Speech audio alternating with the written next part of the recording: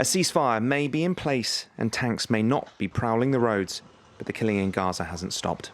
An Israeli drone strike hit a Palestinian in Rafah on Wednesday, bringing the number of deaths to 98 since the ceasefire, a clear violation of its terms. Yet the struggle to survive in Gaza continues, despite growing concerns about the future of the deal that has brought some respite to Palestinians. Israel does not respect international law, the UN Security Council, or the ceasefire. What does it want Gaza to return to? Hell? They say they are turning Gaza into a living hell. Trucks were still seen on Wednesday carrying items in one direction and returning empty along Salah al-Din Road.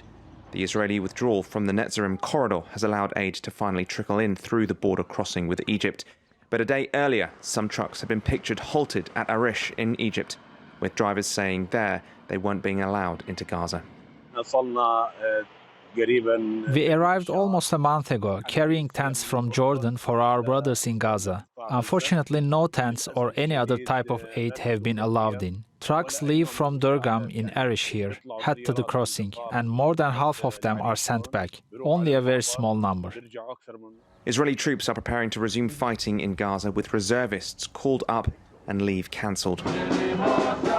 More protests were seen in Tel Aviv on Tuesday night as Israelis demanded Benjamin Netanyahu's government continue the ceasefire to secure the return of the remaining hostages. That's ahead of a Saturday deadline for Hamas to release the next batch of people it's been holding since October the 7th, 2023. The Palestinian group said it would not meet the deadline as Israel had been breaching the terms of the ceasefire, which began on January 19th. US President Donald Trump on Monday warned missing the deadline would result in all hell breaking loose in Gaza. That was after he said he planned to turn the enclave into a development that would not allow Palestinians the right to return there. At the World Government Summit in Dubai on Wednesday, senior Arab officials said Trump's plan would fuel instability and tensions across the Middle East. I